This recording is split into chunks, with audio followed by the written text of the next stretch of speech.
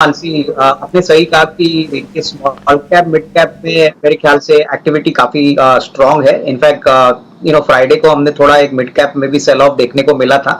लेकिन मुझे लग रहा है कि मिड कैप में अभी भी काफी अच्छे मौके हैं, स्पेशली मीडियम साइज जो सीमेंट कंपनियां हैं, ऑटो कंपोनेंट्स है, रियल एस्टेट है, कैपिटल गुड्स है। तो मुझे लग रहा है कि देखिए गिने चुने अगर स्टॉक स्पेसिफिक अप्रोच लेके काम करे तो ये मार्केट जो श्रीकांत को या दूसरे एक पैनलिस्ट को बोरिंग लग रहा है या फ्रस्ट्रेटिंग लग रहा है, हमारे फंडामेंटल एनालिस्ट के लिए तो ये बहुत अच्छा मार्केट है, क्योंकि ऐसे मार्केट्स में खरीदने के मौके बनते हैं। मेरे ख्याल से मीडियम टू लॉन्ग टर्म के लिए आप आराम से अपनी पोजीशंस बिल्ड कर सकते हो, क्योंकि नॉर्मली फंडामेंटल एनालिस्ट का प्रॉब्लम यही होता है कि मार्केट बहुत जल्दी ऊपर जाते हैं तो खरीदने के मौके मिलते नहीं। तो मैं समझता हूं कि अभी भी मौके अच्छे हैं। मुझे लग रहा है कि जो जुलाई जून के क्वार्टर के नंबर आएंगे जुलाई में, एडवांस टैक्स के नंबर तो हमने सभी ने देखे। मेरे ख्याल से ये क्वार्टर भी बहुत तगड़ा क्वार्टर आना चाहिए और मार्केट पॉसिबली मंथ एंड के बाद अभी वापस Q1 के नंबर्स डिस्काउंट करना चालू करेगी।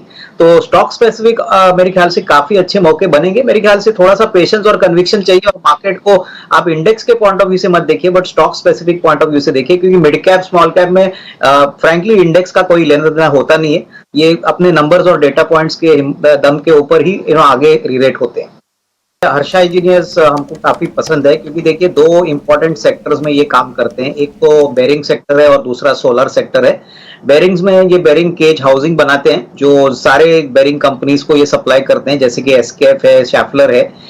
मुझे लग रहा है कि देखिए बहुत समय तक ये स्टॉक अंडर परफॉर्म कर रहा था, लेकिन अभी होपफुली कमोडिटी के प्राइसेस यानी मटेरियल रॉ मटेरियल के प्राइसेस भी कम हो चुके हैं। प्लस जिस प्रकार से बेरिंग कंपनीज अपने नतीजे दिखा रहे हैं, प्लस जिस प्रकार से कैपेक्स बेरिंग कंपनीज कर रही है, अनुमान है कि इनके लिए भी वॉल्यूम ग्रोथ और वैल्यू ग्रोथ का एक बेनिफिट इनको मिलेगा। हालांकि स्टॉक थोड़ा सा चल चुका है, बट मेरे ख्याल से अगला साल definitely will be significantly better. That is FY24 कम से कम प्रीवियस ईयर के हिसाब से अर्निंग्स के पॉइंट ऑफ व्यू से अच्छा ग्रोथ दिखा सकता है। तो Harsha engineering can be a good pick. I think ऐसे बाजार में मुझे लग रहा है कि ऐसे क्वालिटी स्टॉक्स पे आपको फोकस करना है, जहां पे रिस्क रिवॉर्ड आपके फेवर में और अर्निंग्स ग्रोथ कम से कम 18-20% कंफर्टेबली अगले 1-2 साल के लिए आएगी। अजय, वैल्यूएशन की अगर हम बात करें तो पहले तो इनका जो बिजनेस स्ट्रक्चर है वो बहुत ही स्ट्रांग है, क्योंकि बेसिकली सारे बिजनेसेस जो है वो बेसिकली आदित्य बिरला कैपिटल में हाउस्ड है, जैसे कि इनका mutual fund, insurance business, ARC business, broking business. मुझे लग रहा है कि जो QIP लाने की बात कर रहे हैं, अगर डायल्यूशन ज्यादा होता नहीं और इनको अच्छी प्राइस मिलती है तो डेफिनेटली ग्रोथ कैपिटल के लिए डेफिनेटली बड़े इंस्टीट्यूशनल इन्वेस्टर्स काफी इसको अवेट कर रहे थे, काफी इंटरेस्टेड है।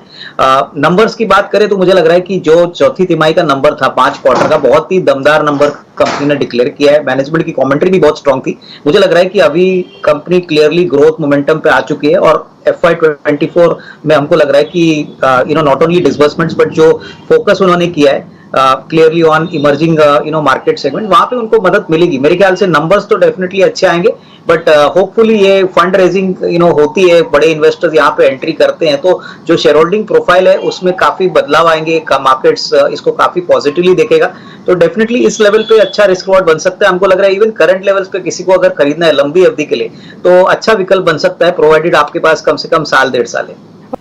नहीं, बिल्कुल। देखिए अभी की एंजल वन ने अपना जो ग्रोथ अचीव किया है उसमें ज्यादातर ऑनलाइन का ही बहुत बड़ा कंट्रीब्यूशन है।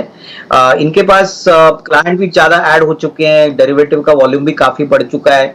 और अगर हम ICICI सिक्योरिटीज की बात करें, जो अभी आप बता रहे थे कि बेसिकली देखिए अगर हम मार्केट शेयर की बात करें तो ICICI सिक्योरिटीज लगातार quarter on quarter market share lose कर रही थी, प्रॉफिट ग्रोथ भी इतना अच्छा नहीं था। बट उसके मुकाबले में अगर हम पिछले 3-4 क्वार्टर एंजल वन के परफॉर्मेंस को देखें तो not only market share gains से, लेकिन मुनाफा और रेवेन्यू दोनों काफी अच्छी तरह से बढ़ रहे थे। Plus customer additions angel one में बहुत अच्छी तरह से चल रहे, तो आगे भी मुझे लग रहा है कि ये जो एग्रेसिवनेस एंजल वन का है वो जारी रहेगा। मेरे ख्याल से इन्होंने टेक्नोलॉजी के ऊपर काफी पैसा खर्चा किया है और पहले से काफी टेक्स हैवी है, तो ये डेफिनेटली एंजल वन को काफी हेल्प करेगा। मेरे ख्याल से लंबे नजरिए के लिए कैपिटल मार्केट को आपको अगर प्ले करना है तो मैं समझता हूँ 1650-1700 में अगर एंजल वन कोई खरीदता है तो अगले साल 1.5 साल में अच्छी खासी कमाई होगी, क्योंकि मुझे लग रहा है कि कैपिटल मार्केट्स कंटिन्यूसली बॉयंट रहेंगे, हालांकि वॉलेटिलिटी रहेगी, बट ब्रोकिंग बिजनेस में टेक्नोलॉजी का साथ है तो angel one should do better. ये स्टार्टअप की बात करें तो ऑर्डर बुक बहुत अच्छी है। बीच में न्यूज आया था कि जर्मनी से इनको काफी बड़ा ऑर्डर मिला है मेरे ख्याल से देखिए जो मरीन सेक्टर सेगमेंट है प्लस जो एरोनॉटिक्स सेगमेंट है, वहां पे आपको बहुत ग्रोथ देखने को मिलेगी। अभी हाल ही में मोदी जी यूएस को गए थे, तो जी का इंजन बनाने के लिए हिंदुस्तान एरोनॉटिक्स को सिलेक्ट किया गया है। तो मेरे ख्याल से देखिए ऐसी कंपनीज में भले ही वैल्यूएशन अभी थोड़े से महंगे लगे, बट अगले 2-3 साल की रेवेन्यू विजिबिलिटी इनके पास है, प्लस जो टेक्नोलॉजी है वो काफी इंपॉर्टेंट रोल प्ले करती है। तो मेरे ख्याल से देखिए भारत इलेक्ट्रॉनिक्स, हिंदुस्तान एरोनॉटिक्स, उसके बाद इवन भारत डायनामिक्स, टिपिकली ये ऐसे स्टॉक्स है, अगर आपका नजरिया कम से कम 1.5-2 साल है तो इनको ग्रेजुअली आप एक्यूमुलेट करिए। जब भी मार्केट में करेक्शन आता है तो खरीदने के मौके देखिए, क्योंकि एक हाल ही में क्या होता है कि 7-8% स्टॉक बढ़ने के बाद लोगों को लगता है कि ये शॉर्ट टर्म ट्रेड है। ऐसा नहीं है, मेरे ख्याल से ये सेकुलर ग्रोथ स्टोरी होगी और अगले 2-3 साल के लिए मुझे लग रहा है जो भी निवेशित रहेगा अच्छे खासे पैसे बनेंगे। देखिए मुझे लग रहा है कि जब भी कोई भी मार्केट लीडर के पास 90% मार्केट शेयर होता है, तभी कोई नया प्लेयर आके मार्जिनली मार्केट शेयर वहां से बिल्ड करना लगता है। और यही बात बजाज ऑटो के लिए देखिए, बहुत समय के बाद इन्होंने वापस प्रीमियम बाइक्स में एंट्री की है, प्राइसिंग भी काफी अट्रैक्टिव रखा है। और मुझे लग रहा है कि कहीं ना कहीं देखिए अगर बाइक वेल एक्सेप्टेड होती है तो बजाज ऑटो को काफी अपसाइड मिलेगा, क्योंकि देखिए इनका डिस्ट्रीब्यूशन नेटवर्क तो अच्छा है ही, बट इंक्रीमेंटली मुझे लग रहा है कि मार्जिन में काफी अच्छा इजाफा होगा, क्योंकि ये सारे बाइक्स काफी अच्छे मार्जिन एक्रेटिव रहेंगे।